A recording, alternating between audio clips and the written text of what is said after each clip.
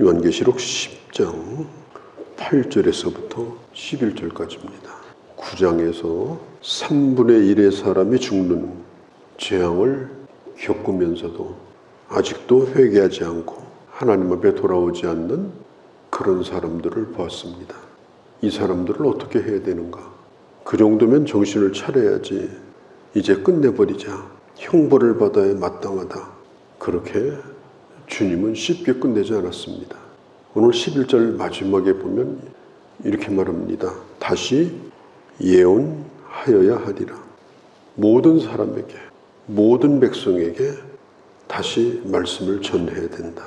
여기서 예언한다라고 하는 말은 일기예보를 할 때에 앞으로 일어날 일을 미리 예언한다. 그런 뜻이 아니고 은행에다가 돈을 저축해 놓고 예금한 것을 빼서 그것을 쓴다. 이런 뜻입니다. 하나님의 말씀, 똑같은 말씀입니다. 그런데 그걸 자물쇠를 잠그지 말고 다시 꺼내서 똑같은 말씀이지만 또 반복해서 그들에게 증거해야 된다. 계시록의 예언의 말씀은 앞으로 일어날 일에 대한 예언도 있지만 같은 내용을 반복해서 하는 예언의 의미가 사실은 더 많이 나와 있습니다. 지금 이 10장의 말씀은 7째 나팔이 이제 불어야 되는데 또 잠깐 그 막간의 시간이 지나갑니다. 책에 보면은 그림이 나와요. 사파가. 왜냐하면 글씨만 있으면 이해가 좀 덜 가니까 사파를 그려가지고 모양을 보여줍니다. 그게 지금 10장의 환상이에요. 이것은 심판의 말씀이 아닙니다. 다시 그 백성들이 회개하고 다시 돌아오기를 바라는 하나님의 간절한 바람, 하나님의 인내, 하나님의 사랑, 그게 오늘 이 10장의 내용입니다. 우리가 계시록을 볼 때 계시록은 오리무중의 책이다, 공포스러운 책이다, 그렇게 생각하는 사람이 많은데 그렇지 않습니다. 소망을 주는 책입니다. 하나님의 인내가 있고 하나님의 사랑이 가득한 책이 바로 이 요한계시록입니다. 뭐 색깔이 뭐고 숫자가 뭐고 그렇게 보지 않고 담백하게 보려고 하면 결코 어렵지 않은 말씀입니다. 하나님이 교회를 얼마나 사랑하는가. 고난을 당하는 지상에 있는 교회도 사랑하시고 고난을 받고 있는 성도들도 사랑하시고 그 하나님의 사랑을 계시록을 통해서 보게 되고 계시록을 보는 사람들은 겁을 먹고 이렇게 사느니 죽자 이게 아니고 아무리 힘들어도 우리는 절망하면 안 된다. 아무리 어려워도 우리는 소망을 버리면 안 된다. 핍박 가운데서도 끝까지 주님을 붙들 수 있도록 주신 말씀, 회람서신입니다. 7교회가 돌려서 듣는 회람서신. 약간의 보완이 필요합니다.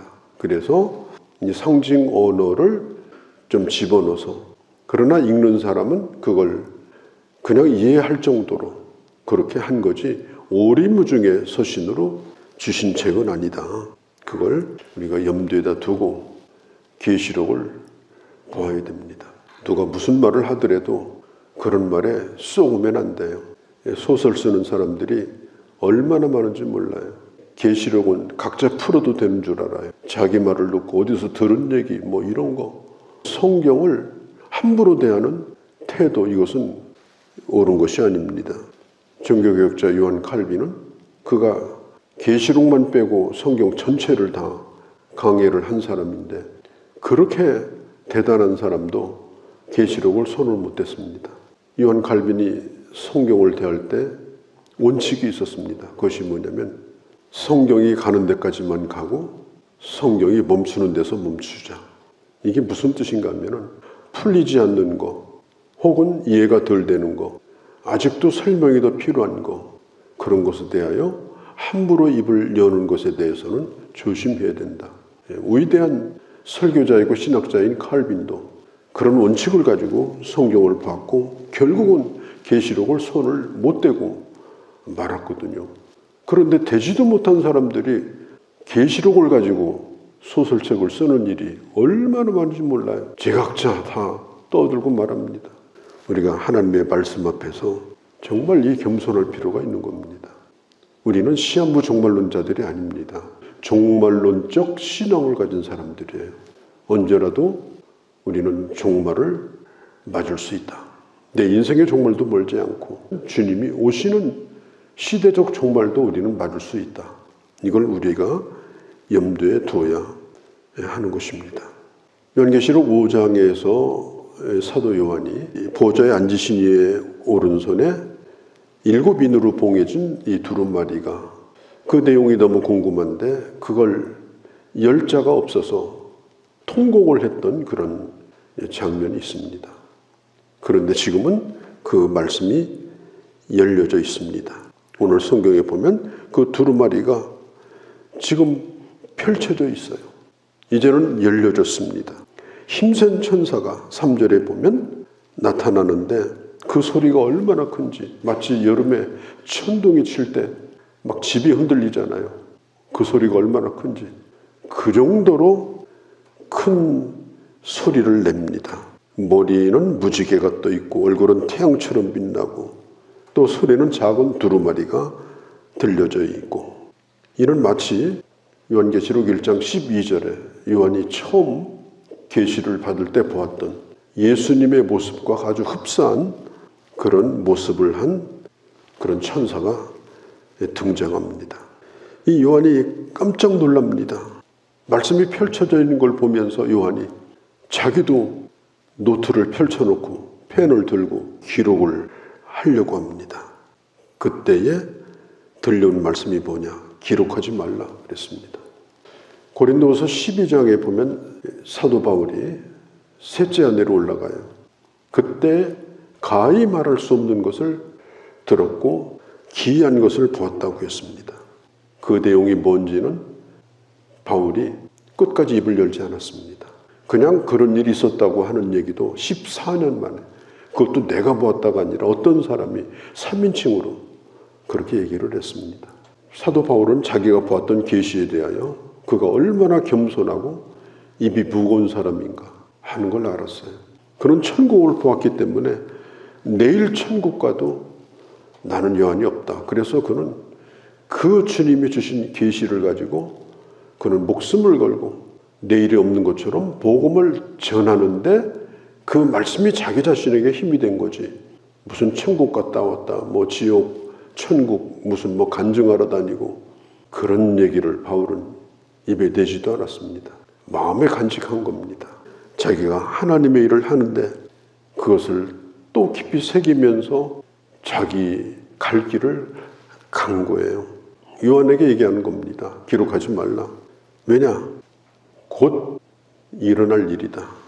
오늘 성경에 보면 4절에도 기록하지 말라. 6절에 지체하지 않냐고 맹세코 그 일이 이루어질 것이다. 7절에 그 비밀이 이루어지리라.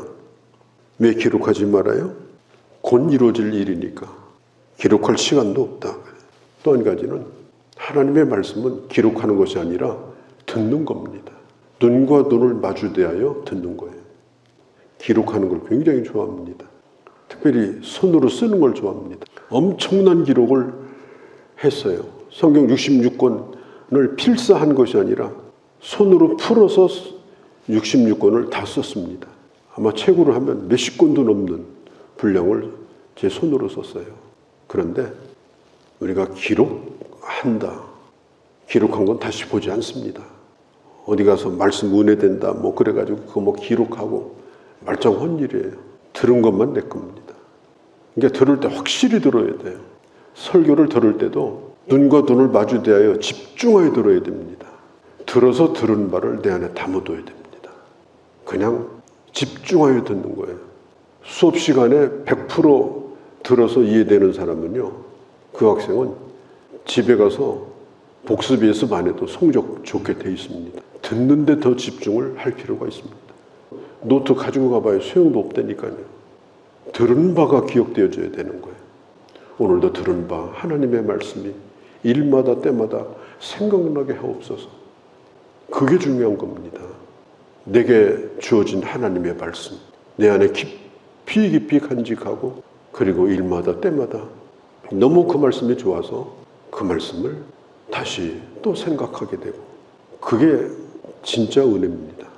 은혜는 그렇게 받는 거예요. 지금 사도 요한이 주님으로부터 그 얘기를 듣는 겁니다. 얼굴을 마주 대하여 들으라. 가까이 하여 들으라. 누가 복된 자냐? 가까이 하여 듣는 자입니다.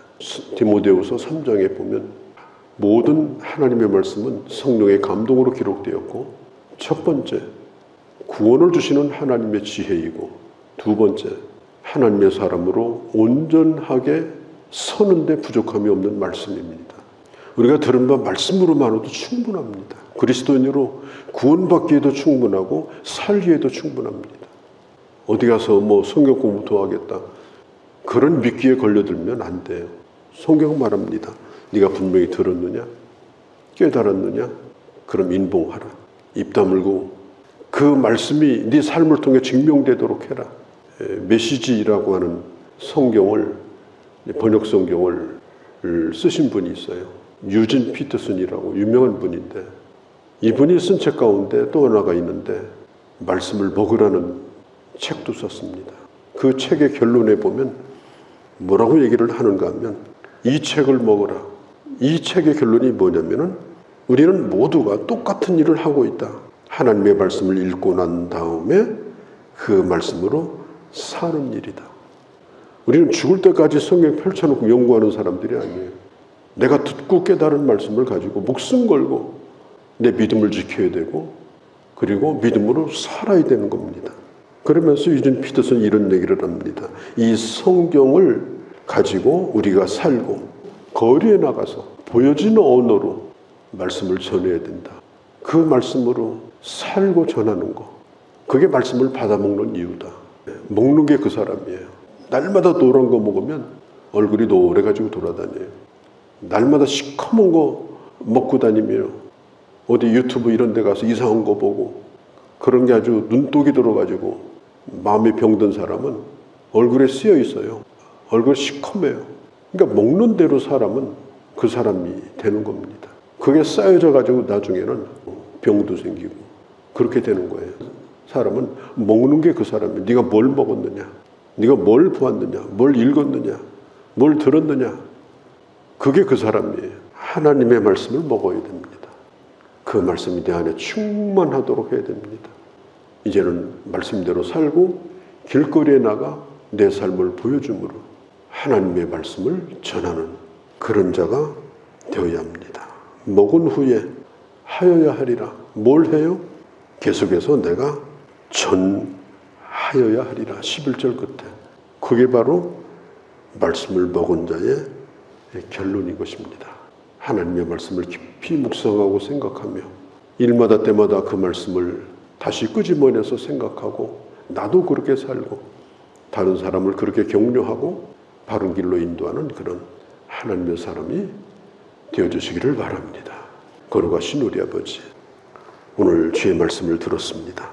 하나님의 말씀을 이제는 기록하지 말라. 먹으라.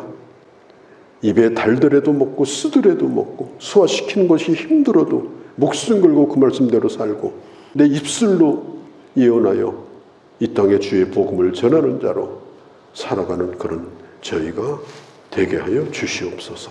우리 주 예수님의 이름으로 기도하옵나이다. 아멘.